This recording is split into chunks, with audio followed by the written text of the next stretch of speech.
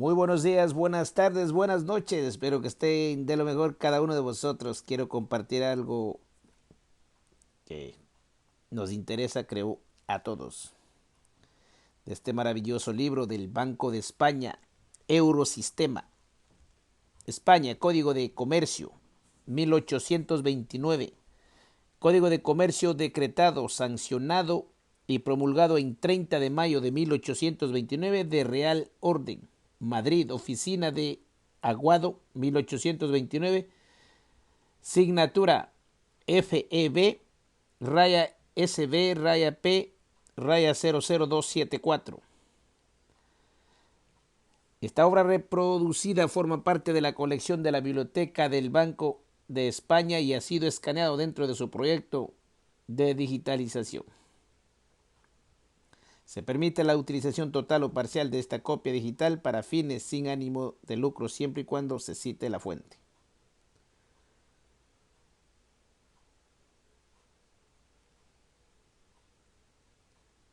Vamos a compartir esto. MCB Reina de España. MCD RDE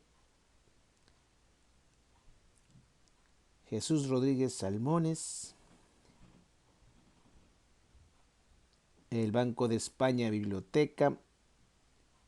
Código de Comercio. Código de Comercio. Decretado, sancionado y promulgado en 30 de mayo de 1829. Edición oficial de Real Orden, Madrid.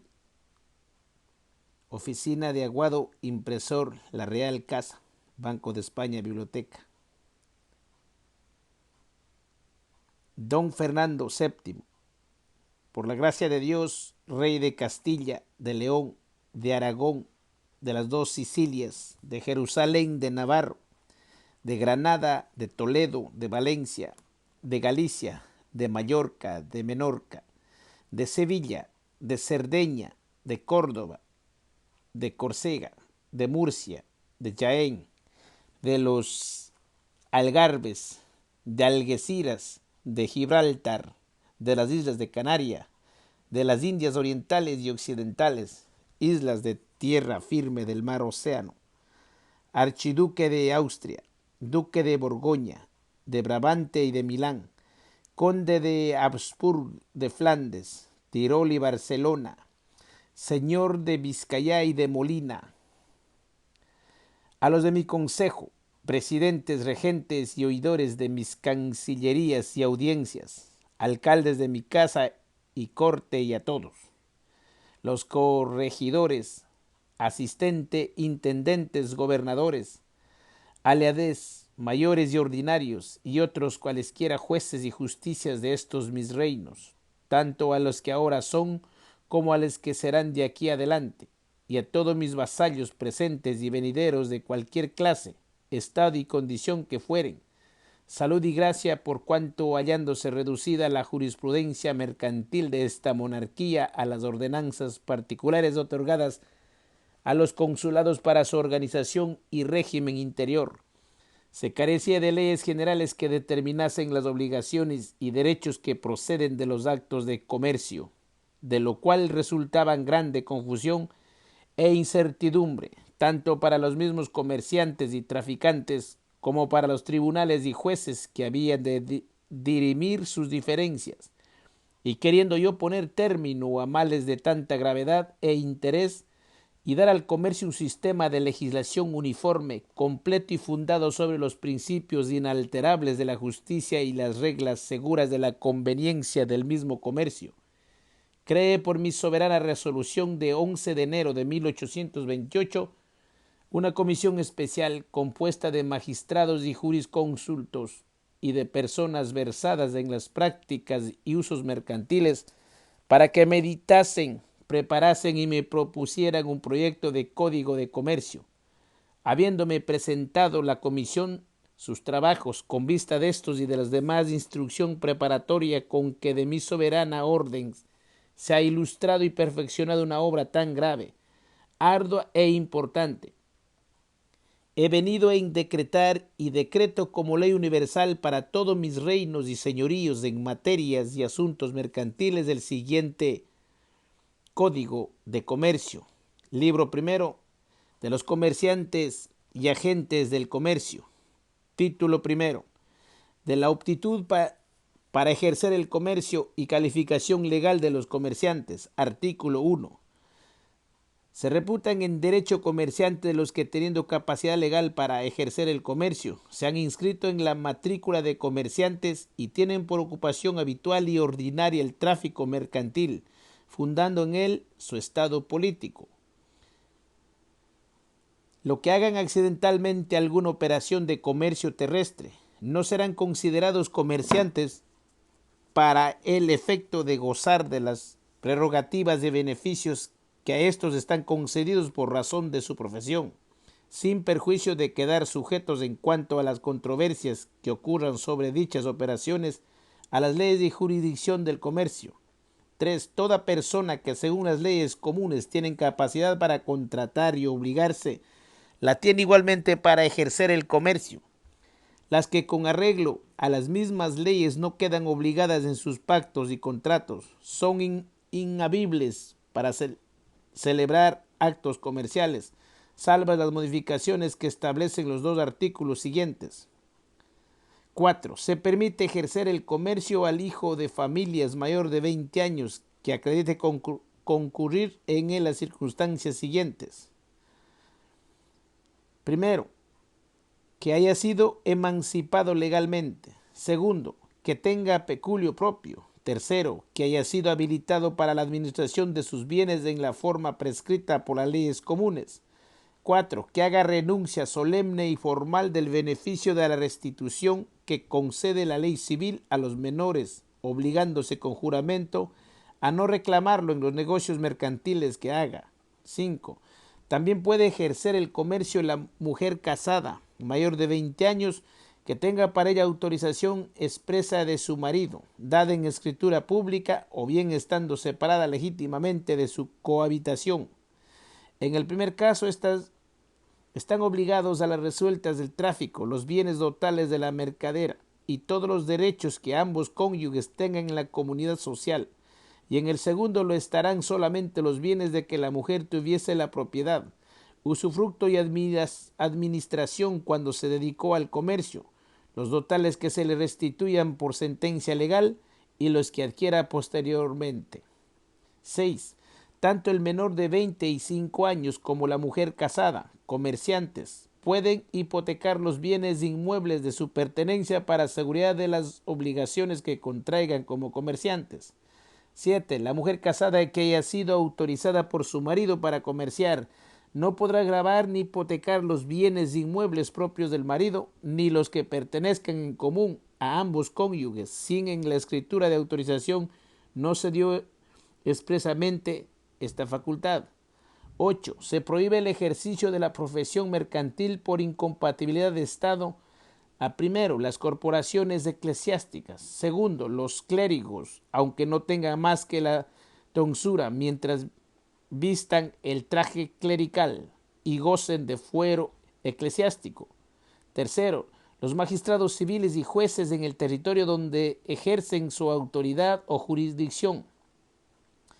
4. Los empleados en la recaudación y administración de las rentas reales en los pueblos, partidos o provincias a donde se extiende el ejercicio de sus funciones a menos que no obtengan una autorización particular mía.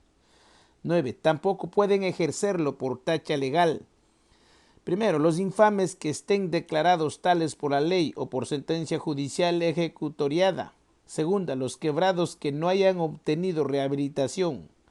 Los contratos mercantiles celebrados por personas inhábiles para comerciar, cuya incapacidad fuese notoria por razón de la calidad o empleo, serán nulos para todos los contrayentes. Pero si el contrayente inhábil ocultare su incapacidad al otro contrayente y ésta no fuese notoria, quedará obligado en su favor, sin adquirir derecho para compelerle en juicio al cumplimiento de las obligaciones que esté contrajere. Toda persona que se dedique al comercio está obligada a inscribirse en la matrícula de comerciantes de la provincia, a cuyo fin hará una declaración por escrito ante la autoridad civil municipal de su domicilio, en que expresará su nombre y apellido, estado y naturaleza, su ánimo de emprendedor de la profesión mercantil y si la ha de ejercer por mayor o por menor, o bien de ambas maneras. Esta declaración llevará el visto bueno del síndico procurador del pueblo, quien está obligado a ponerlo si en el interesado no concurre un motivo probado o notorio de incapacidad legal que le obste para ejercer el comercio, y en su vista se le expedirá sin derecho a la autoridad civil el certificado de inscripción. La autoridad civil, bajo su responsabilidad, remitirá un duplicado de la inscripción al intendente de la provincia, quien dispondrá que el nombre del inscrito se note en la matrícula general de comerciantes que llevará en todas las intendencias del reino.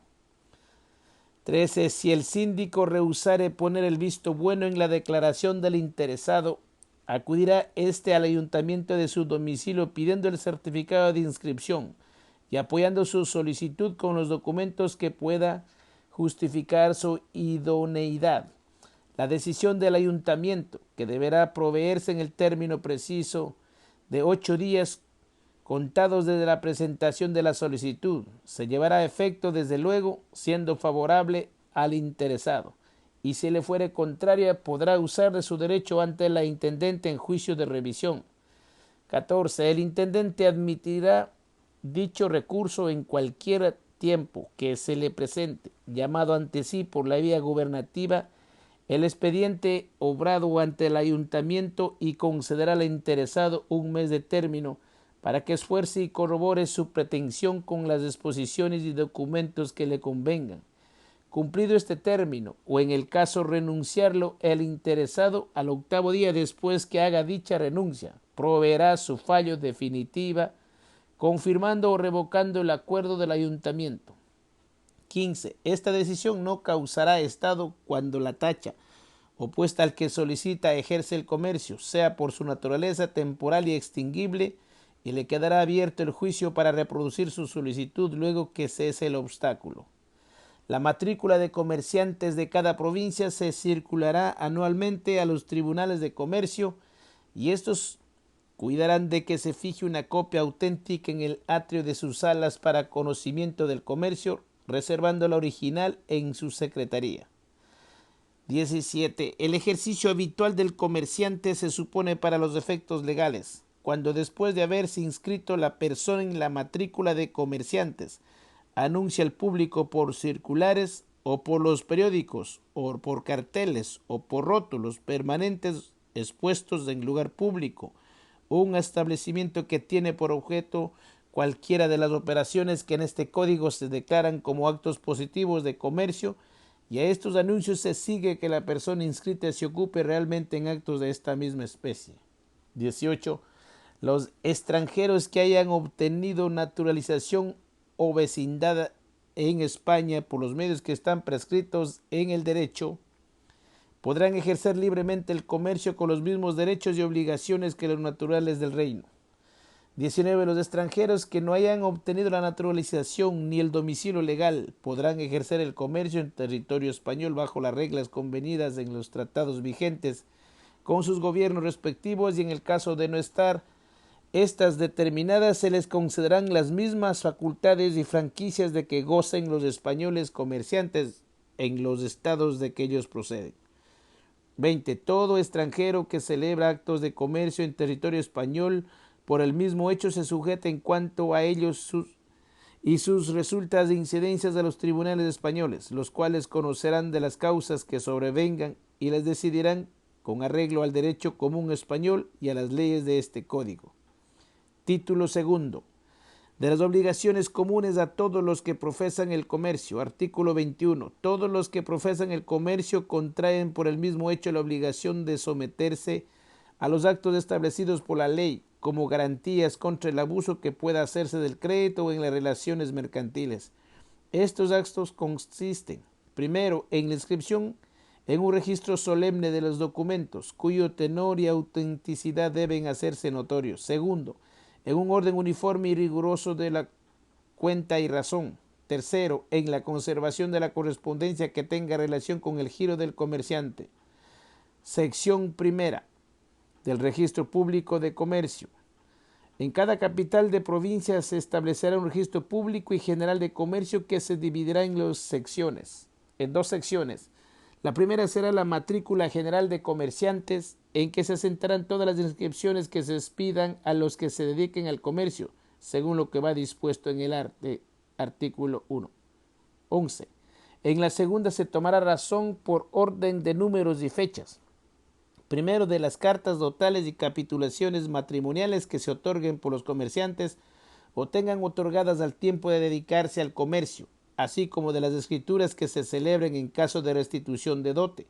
Segundo, de las escrituras en que se contrae sociedad mercantil, cualquiera que sea su objeto y denominación. Tercero, de los poderes que se otorguen por comerciantes a factores y dependientes suyos para dirigir y administrar sus negocios mercantiles.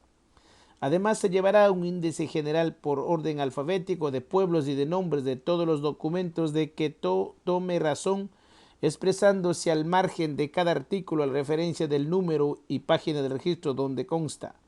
El secretario de la Intendencia de cada provincia tendrá a su cargo el registro general y será responsable de la exactitud y legalidad de sus asientos. Los libros del registro estarán foliados y todas sus hojas rubricadas por el que fuere intendente de la provincia en la época en que se abra cada nuevo registro. Todo comerciante está obligado a presentar en el registro general de su provincia, para que se tome razón de ellos, las 3 especies de documentos de que se hace mención en el artículo 22. Con respecto a las escrituras de sociedad, será suficiente para este efecto un testimonio autorizado por el mismo escribano ante quien pasaron, que contenga las circunstancias que prescribe el artículo 290. La presentación de dichos documentos se evacuará en los 15 días siguientes a su otorgamiento y con respecto a las cartas dotales y capitulaciones matrimoniales que estuviesen otorgados por personas no comerciantes, que después se inscribieren para ejercer la profesión mercantil, se contarán los 15 días desde el en que se les libre por la autoridad correspondiente el certificado de la inscripción. Las escrituras dotales entre consortes que profesen el comercio, de que no se haya tomado razón en el registro general de la provincia, serán ineficaces para obtener la prelación del crédito total en concurrencia de otros acreedores de grado inferior. Las escrituras de sociedad de que no se tome razón en el registro general del comercio no producirán acción entre los otorgantes para demandar los derechos que en ellas les hubieran sido reconocidos, sin que por este dejen de ser eficaces en favor de los terceros interesados que hayan contratado con la sociedad. Tampoco producirán acción entre el mandante y mandatario los poderes conferidos a los factores y mancebos de comercio para la administración de los negocios mercantiles de sus principales, si no se presentan para que se tome razón de ellos en el registro general, observándose en cuanto a los efectos de las obligaciones contraídas por el apoderado lo prescrito en el artículo 177. Además de los efectos que en perjuicio de los derechos adquiridos por los documentos sujetos a toma de razón produce la omisión de esta formalidad, incurrirán los otorgamientos mancomandantemente en la multa de 5.000 reales vellón, que se le exigirá con aplicación al fisco, siempre que apareciera en juicio un documento de aquella clase con esta informalidad. Copia del asiento que se haga en el registro general de todos los documentos de que se toma razón en él. Se dirigirá sin dilación a expensas de los interesados por el secretario de la Intendencia, a cuyo cargo está el registro, al Tribunal de Comercio del domicilio de aquellos o al Juzgado Real Ordinario, donde no haya Tribunal de Comercio, para que la fije en el estrado ordinario de sus audiencias y se inserte en el registro particular que cada tribunal deberá llevar de estos actos. Sección segunda de la contabilidad mercantil. Todo comerciante está obligado a llevar cuenta y razón de sus operaciones en 3 libros a lo menos que son el libro diario, el libro mayor o de cuentas corrientes y el libro de inventarios. En el libro diario se sentarán día por día y según el orden en que se vaya haciendo todas las operaciones que haga el comerciante en su tráfico, designando el carácter y circunstancias de cada operación y el resultado que produce a su cargo o descargo, de modo que cada partida manifieste quién sea el acreedor y quién el deudor en la negociación a que se refiere. Las cuentas corrientes con cada objeto o persona en particular se abrirán por debe y ha de haber en el libro mayor y a cada cuenta se trasladarán por orden riguroso de fechas los asientos del diario, tanto en el libro diario como en una cuenta particular que al intento se abrirá en el mayor. Se harán constar todas las partidas que el comerciante consume en sus gastos domésticos, haciendo los asientos en las fechas en que las extraiga de su caja con este destino. El libro de inventarios empezará con la descripción exacta del dinero, bienes muebles e inmuebles, créditos y otra cualquier especie de valores que formen el capital del comerciante al tiempo de comenzar su giro. Después formará cada comerciante anualmente y extenderá en el mismo libro el balance general de su giro, comprendiendo en él todos sus bienes, créditos y acciones, así como también todas sus deudas y obligaciones pendientes en la fecha del balance, sin reserva ni omisión alguna, bajo la responsabilidad que se establece en el libro de quiebras. Todos los inventarios y balances generales se firmarán por todos los interesados en el establecimiento mercantil a que corresponde, que se hallen presentes a su formación.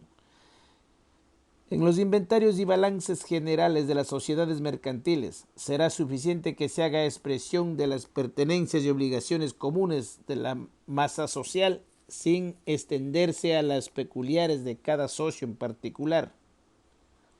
Con respecto a los mercaderes o comerciantes por menor, que se consideran ser aquellos que en las cosas que se miden venden por varas, en las que se pesan por menos de arroba, y en las que se cuentan por bultos sueltos, no se extiende la obligación de hacer el balance general sino cada 3 años. Tampoco están obligados los comerciantes por menor a sentar en el libro diario sus ventas individualmente, sino que es suficiente que hagan cada día el asiento del producto de las que en todo él hayan hecho al contado y pasen al libro de cuentas corrientes las que hagan al fiado. Los 3 libros que se prescriben de rigurosa necesidad en el orden de la contabilidad comercial estarán encuadernados, forrados y foliados, en cuya forma los presentará cada comerciante al Tribunal de Comercio de su domicilio para que por uno de sus individuos y el escribano del mismo tribunal se rubriquen sin exigirse derechos algunos todas sus hojas y se pongan la primera una nota con fecha firmada por ambos del número de hojas que contiene el libro. En los pueblos donde no haya tribunal de comercio se cumplirán estas formalidades por el magistrado civil y su secretario.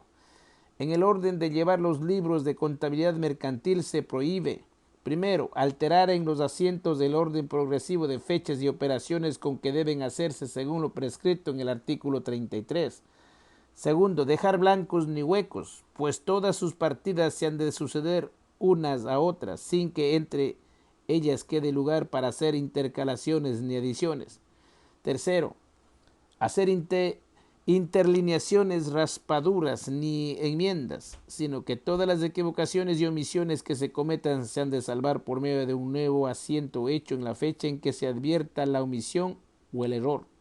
4. Tachar asiento alguno. 5. Mutilar alguna parte del libro o arrancar alguna hoja y alterar la encuadernación y foliación. Los libros mercantiles que carezcan de alguna de las formalidades prescritas en el artículo 40 o tengan alguno de los defectos y vicios notados en el antecedente no tienen valor alguno en el juicio con respecto al comerciante a quien pertenezcan y estarán de las diferencias que le ocurran con otro comerciante cuyos libros estén arreglados y sin tacha. A lo que de esto resulte, incurrirá además el comerciante cuyos libros, en caso de una ocupación o reconocimiento judicial, se hallen informales o defectuosos, en una multa que no bajará de 1,000 reales, ni excederá de 20,000. Los jueces la graduarán prudencialmente, atendidas todas las circunstancias que puedan agravar o atenuar la falta en que haya incurrido el comerciante dueño de los libros. La pena pecuniaria prescrita en la disposición que antecede se entiende sin perjuicio de que en el caso de resultar que a consecuencia del defecto o alteración hecha en los libros se ha suplantado en ellas alguna partida que en su totalidad o en alguna de sus circunstancias contengan falsedad, se proceda criminalmente contra el autor de la falsificación en el tribunal competente. El comerciante que omita en su contabilidad alguno de los libros que se les prescribe llevar por el artículo 32 o que los oculte siempre que se les mande su exhibición en la forma y casos prevenidos por derecho, incurrirá por cada libro que dejare de llevar en una multa que no bajará de 6.000 reales, ni excederá de 30.000 y será juzgado en la controversia que diere lugar a la providencia de la exhibición y cualquier otra que tenga pendiente, o le ocurrirá hasta tener sus libros en regla por los asientos de los libros de su adversario, siempre que éstos se encuentren arreglados sin admitírselo prueba en contrario. Las formalidades prescritas en las leyes de este título, en razón de los libros que se declaran ser necesarios a los comerciantes en general, son aplicables a los demás libros respectivos que cualquiera que establecimiento o empresa particular tenga obligación a llevar con arreglo a sus estatutos o reglamentos.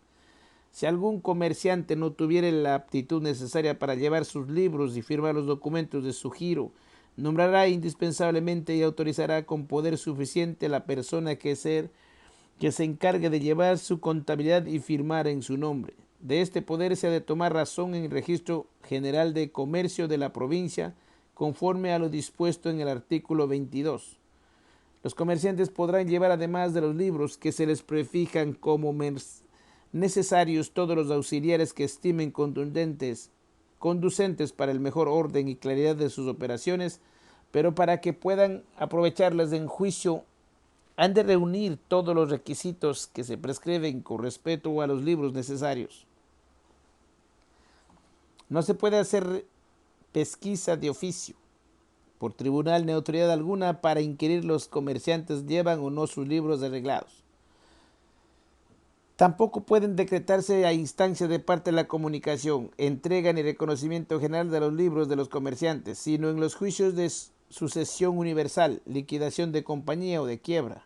Fuera de los 3 casos prefijados en el artículo anterior, solo podrán proveerse a instancia de parte o de oficio de la exhibición de los libros de los comerciantes, para lo cual será necesario que la persona a quien pertenezcan los libros tenga interés o responsabilidad en la causa de que proceda la exhibición. El reconocimiento de los libros exhibidos se hará a presencia del dueño de estos o de la persona que comisione al efecto y se contraerá a los artículos que tengan relación con la cuestión que se ventila, que serán también los únicos que puedan compulsarse en caso de haberse así proveído. Si los libros se hallaren fuera de la residencia del tribunal que decretó su exhibición, se verificará esta en el lugar donde existan dichos libros, sin exigirse su trasladación al de juicio. Los libros de comercio que tengan todas las formalidades que van prescritas y no presenten vicio alguno legal, serán admitidos como medios de prueba en las contestaciones judiciales que ocurran sobre asuntos mercantiles entre comerciantes. Sus asientos probarán contra los comerciantes a quienes pertenezcan los libros, sin admitírselos prueba en contrario, pero el adversario no podrá aceptar los asientos que le sean favorables y desechar los que los perjudiquen, sino que habiendo adoptado este medio de prueba, estará por las resultas combinadas que presenten todos los asientos relativos a la disputa. También harán prueba de los libros de comercio en favor de sus dueños, cuando su adversario no presente asiento en contrario derechos hechos en libros arreglados a derecho u otra prueba plena y concluyente. Finalmente, cuando resulte prueba contradictoria de los libros de las partes que litigan y unos otros se hallen con todas las formularidades necesarias y sin vicio alguno, el tribunal prescindirá de este medio de prueba y procederá por los méritos de las demás probanzas que se presenten, calificándolas según las reglas comunes del derecho. Los libros de comercio se llevarán en idioma español. El comerciante que los lleve en otro idioma, sea extranjero o dialecto especial de alguna provincia del reino, incurrirá en una multa que no bajará de 1.000 reales, ni excederá de 6.000. Se hará expensas la traducción al idioma español de los asientos del libro que se mande reconocer y compulsar, y se le compelirá por los medios de derecho a que un término que se le señale transcriba en dicho idioma los libros que hubiere llevado en otro. Los comerciantes son responsables de la conservación de los libros y papeles de su giro por todo el tiempo que éste dure y hasta que se concluya la liquidación de todos sus negocios y dependencias mercantiles. Falleciendo el comerciante, tienen sus herederos la misma obligación y responsabilidad hasta estar concluida a la liquidación. Sección tercera de la correspondencia. Los comerciantes están obligados a conservar en legajos y en buen orden todas las cartas que reciben con relación a sus negociaciones y giro, anotando a su dorso la fecha en que las contestaron o si no dieron contestación. Es también obligación de los comerciantes trasladar íntegramente a la letra todas las cartas que ellos escriban sobre su tráfico en el libro denominado copiador, que llevarán al efecto encuadernado y foliado. Las cartas se pondrán en el copiador por el orden de sus fechas y sin dejar huecos en blanco ni intermedios. Las erratas que puedan cometerse al copiarlas se salvarán precisamente a continuación de la misma carta por nota escrita dentro de las márgenes del libro, y no fuera de ellas, y las postdatas o adiciones que se hagan después que se hubieren registrado se insertarán a continuación de la última carta copiada con la conveniente referencia. Se prohíbe trasladar las cartas al copiador por traducción, sino que se copiarán en el idioma en que se haya escrito los originales. La falta del copiador de cartas, su informalidad o los defectos que en ellos se adviertan en contravención de la ley se corregirán con las penas pecuniarias que van prescritas para casos iguales con respecto a los libros de contabilidad. Los tribunales pueden decretar de oficio o a instancia de parte legítima que se presenten en el juicio las cartas que tengan relación con el asunto del litigio, así como lo que extraiga del registro copia de las de igual clase que se haya escrito por los litigantes, designándose determinadamente de antemano que las que haya de copiarse por la parte que lo solicite. Título tercero. De los oficios auxiliares del comercio y sus obligaciones respectivas. Artículo 62. Están sujetos a las leyes mercantiles en clase de agentes auxiliares del comercio y con respecto a las operaciones que les corresponda en esta calidad. Primero, los corredores. Segundo, los comisionistas. Tercero, los factores. Cuarto, los mancebos. Quinto, los porteadores. Sección primera de los corredores. El oficio del corredor es viril y público. Los que ejercen y no otros podrán intervenir legítimamente en tratos y negociaciones mercantiles para proponerlas a venir a las partes, concertarlas y certificar la forma en que pasaron dichos contratos. Las certificaciones de los corredores referentes al libro maestro de sus operaciones y comprobadas en virtud del decreto judicial con los asientos de dicho libro hacen prueba siempre que en esto no se halle efecto ni vicio alguno, pero los tribunales admitirán prueba en contrario a petición de parte legítima. Los comerciantes pueden contratar directamente entre sí y sin intervención de corredor, y sus contratos serán válidos y eficaces, probándose en forma legal, pero no pueden valerse para que hagan funciones propias de este oficio del que no se halla en posesión y ejercicio de por legítimo nombramiento.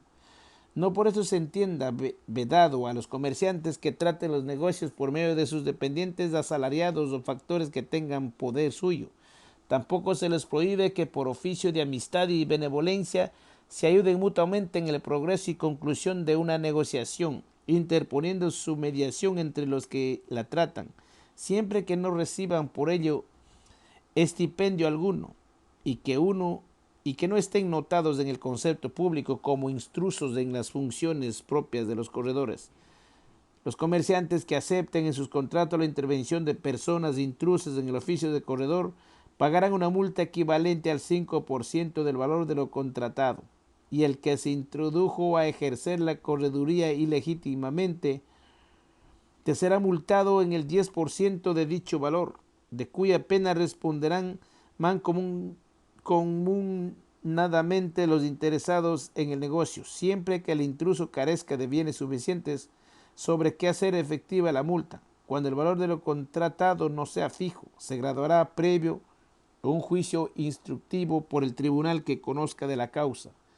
En el caso de reincidencia, se agravará la pena impuesta en el artículo anterior a los corredores intrusos con 1 año de destierro del pueblo donde delinquieren, y en el segunda reincidencia se les desterrará por 10 años de la provincia, además de pagar la multa que va determinada. Los síndicos y adjuntos de los colegios de corredores no permitirán que entren en las bolsas de comercio las personas que por notoriedad ejercen funciones de corredor sin autorización legítima y cuidarán de dar la queja oportuna al tribunal competente para que proceda contra ellas según derecho. En cada plaza de comercio habrá un número fijo de corredores proporcionado a su población, tráfico y giro, que se determinará por reglamentos particulares. Los corredores serán todos los nombramientos real, que recaerá en las personas que acrediten idoneidad competente según las leyes de este código. Los intendentes con audiencia del Tribunal de Comercio del territorio a que corresponda la vacante y de la Junta de Gobierno del Colegio de Corredores formarán una terna parte cada correduría que haya de proveerse, instruyendo el expediente con los documentos que acrediten la idoneidad de los propuestos y elevando el original con su misma propuesta para que lo provea en quien sea de mi soberano agrado.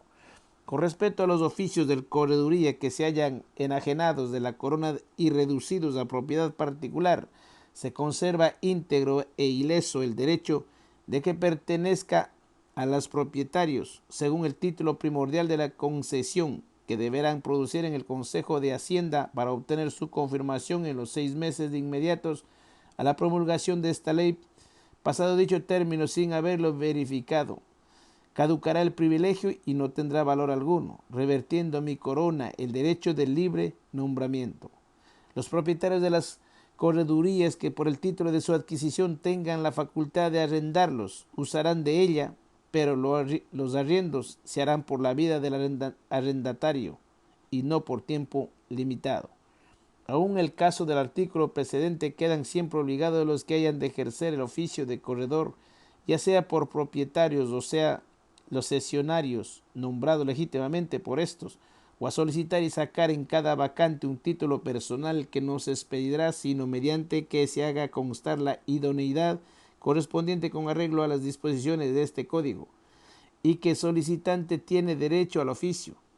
Ninguno puede ser corredor que no sea natural de los reinos de España y esté domiciliado en ellos, ha de ser también mayor de 25 años y acreditar 6 años de aprendizaje en el comercio hecho en el despacho de algún comerciante matriculado o de un corredor autorizado que tenga su residencia en plaza donde haya un tribunal de comercio. No pueden ser corredores primero los extranjeros que no hayan obtenido la naturalización en forma prescrita por las leyes. Segundo, los menores de 25 años, aun cuando hayan sido emancipados. Tercero, los eclesiásticos, los militares en servicio activo y los funcionarios públicos y empleados de nombramiento real, cualquiera que sea su clase y denominación. Cuarto, los comerciantes quebrados que no hayan sido rehabilitados.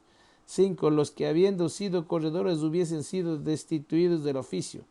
Todo el que aspire a una plaza de corredor deberá acreditar su idoneidad, con arreglo a lo que prescriben los 2 artículos anteriores, ante el intendente de la provincia, quien pidiendo el informe de la Junta de Gobierno del Colegio de Corredores a que pertenece la plaza a que aspira, lo habilitará para hacer su solicitud si no resulta tacha legal que le obste y lo tendrá presente en las propuestas. El que haya sido provisto en una correduría no entrará a ejercerla hasta que haya sido examinado y declarado apto y capaz para ello por la Junta del Colegio de Corredores a que corresponda su oficio. El examen recaerá sobre las nociones generales del comercio y las que se refieren especialmente a las operaciones más frecuentes en la plaza en que ha de ejercerlo. En las plazas en donde no haya colegio de corredores, se hará el examen por 3 corredores porque nombre el intendente diputando una persona de su confianza que lo presida. Todo corredor provisto y aprobado prestará juramento en manos del intendente de la provincia de ejercer bien y fielmente en su oficio. cumpliendo con exactitud y puntualmente todas las disposiciones legales que les conciernen y se hará así constar por diligencia a continuaciones del título. Los corredores deben también afianzar el buen desempeño de su oficio con una fianza de 40,000 reales en metálico en las plazas de comercio de primera clase, de 25,000 en la segunda y de 12,000 en la tercera. La designación de estas clases se hará por un reglamento particular. Estas fianzas se consignarán por el provisto en la correduría antes que de expedírselos el título en la caja de depósitos de la provincia, y sobre ellas se harán efectivas las penas pecuniarias que se impongan a los corredores por malas versación en su oficio, debiendo reponer el interesado la cantidad que con este objeto se segregue de la fianza con los 6 meses inmediatos a su extracción, para que dicha fianza se conserve siempre íntegra, y de no hacerlo quedará suspenso de su oficio hasta que lo verifique. Los corredores deben asegurarse ante todas cosas de la identidad de las personas entre quienes se tratan los negocios en que intervienen y de su capacidad legal para celebrarlos. Si a sabiendas intervinieren en un contrato hecho por persona que según la ley no podía hacerlo, responderán de los perjuicios que se sigan por efecto directo e inmediato de la incapacidad del contratante. En la negociación de las letras de cambio u otros valores endorsables son responsables de la autenticidad de la firma del último cedente. Propondrán los negocios con exactitud, precisión y claridad, y absteniéndose de hacer supuestos falsos que puedan inducir a error a los contratantes, y si por este medio indujeren un comerciante a consentir en un contrato perjudicial, serán responsables de daño que le hayan causado probándoseles que obraron en ello con todo. Se tendrán por supuestos falsos haber propuesto un objeto comercial bajo distinta calidad que la que se atribuye por el uso general del comercio, y dar una noticia falsa sobre el precio que tenga corrientemente en la plaza la cosa sobre que versa la negociación. Guardarán un secreto riguroso de todo lo que concierne a las negociaciones que se les encarguen, bajo la más estrecha responsabilidad de los perjuicios que se siguieren por no hacerlo así. Desempeñarán por sí mismo todas las operaciones de su oficio sin confiarlas a las dependientes, y sin por alguna causa sobrevenida después que entraron a ejercerlos se viesen imposibilitados de evacuar por sí mismos sus funciones. Podrán valerse de un dependiente que a juicio de la Junta de Gobierno del colegio tenga la aptitud y moralidad suficiente para auxiliarle, sin que por eso deje de recaer la responsabilidad de la gestión de dicho dependiente sobre el corredor en cuyo nombre interviniere. En las ventas hechas con su intervención tienen los corredores obligación de asistir a la entrega de los efectos vendidos si los interesados lo exigiesen o alguno de ellos. En las negociaciones de letras u otros valores endorsables, corre de su cargo recoger del cedente y entregarlos al tomador, así como recibir de éste el precio y llevarlo al cedente. Aunque por punto general los corredores no responden ni pueden constituirse responsables de la salvabilidad de los contratantes, son garantes de las negociaciones de letras y valores endosables en favor del tomador de la entrega material de letra u otra especie de valor negociado, y en favor del cedente del precio que le corresponde recibir por la letra u otro valor cedido, a menos que no quede convenido en el contrato que los interesados se hagan estas entregas directamente, en cuyo caso queda también exonerado el corredor de la obligación que le impone el artículo precedente. Los corredores deben llevar un asiento formal, exacto y metódico de todas las operaciones en que intervienen, y desde luego que concluyen una negociación la deben notar en un cuaderno manual foliado, expresando en cada artículo los nombres y domicilios de los contratantes, la materia del contrato y todos los pactos que en él se hicieren. Los artículos se pondrán por orden riguroso de fechas, en numeración progresiva desde 1 en adelante, que concluirán al fin de cada año. En las ventas expresarán la calidad, cantidad y precio de la cosa vendida, el lugar y época de la entrega y la forma en que debe pagarse el precio. En las negociaciones de letras anotarán las fechas, términos, vencimientos, plazas sobregirados, los nombres del librador, endorsantes y pagadores del cedente y tomador, y el cambio convenido entre estos. En los seguros se expresarán igualmente, con referencia a la póliza firmada por los aseguradores, los nombres de estos y el del asegurante, el objeto asegurado, su valor según el convenio arreglado entre las partes, el lugar donde se carga y descarga y la descripción del buque en que se hace el transporte, que comprenderá su nombre, matrícula, pabellón, porte y nombre del capitán. Diariamente se trasladarán todos los artículos del cuaderno manual a un registro copiándolos literalmente, sin enmiendas, abreviaturas ni interposiciones, guardando la misma numeración que lleven en el manual. El registro tendrá las mismas formalidades que se prescriben en el artículo 40. En caso de muerte o destitución de un corredor será de cargo y responsabilidad del síndico del colegio, donde lo haya y donde no haya colegio del corredor más antiguo, recoger los registros del corredor muerto o destituido y entregarlos en la Secretaría del Tribunal de Comercio de la Plaza, donde se custodiarán en depósito para entregarlos a su sucesor en el oficio, dentro de las 24 horas siguientes a la conclusión de un contrato. Deben los corredores entregar a cada uno de los contratantes una minuta del asiento hecho en su registro sobre el negocio concluido. Esta minuta será referente al registro y no al cuaderno manual, y todo corredor que la librarse antes de que obre su registro el artículo o que difiere entregarla pasadas las citadas 24 horas incurrirán por primera vez en la multa de 2.000 reales, que será doble por la segunda y por la tercera perderá el oficio. En los negocios en que por convenio de las partes o por disposición de la ley haya de extenderse con contrata escrita, tiene el corredor obligación de hallarse presente al firmarla todos los contratantes y certificar al pie que se hizo con su intervención, recogiendo un ejemplar que custodiara bajo su responsabilidad. Se prohíbe a los corredores toda especie de negociación y tráfico directo ni indirecto en nombre propio, ni bajo el ajeno.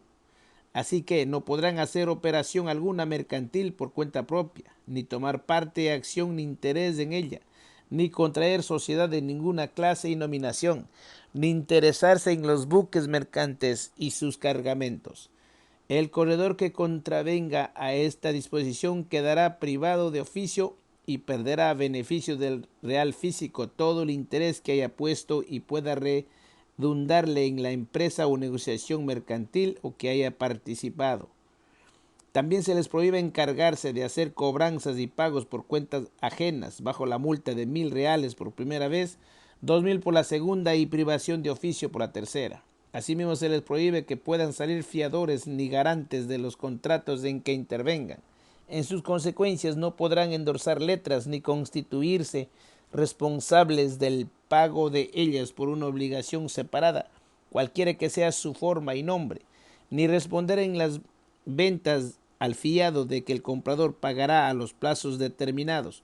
Toda garantía, aval y fianza dada por un corredor sobre el contrato o negociación que se hizo con su intervención es nula y no producirá efecto alguno en juicio, perdiendo además su oficio el corredor que lo haya dado.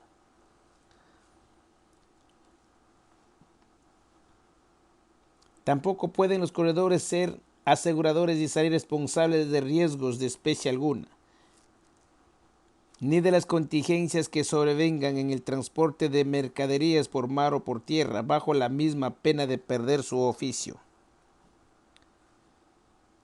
Se les prohíbe del mismo modo intervenir en contrato alguno ilícito y reprobado por derecho, y sea por la calidad de los contrayentes, por la naturaleza de las cosas sobre que verse el contrato o por la de los pactos con que se haga. Proponer letras o valores de otra especie y mercaderías procedentes de personas no conocidas en la plaza, sin que al menos presenten un comerciante que abone la identidad de la persona.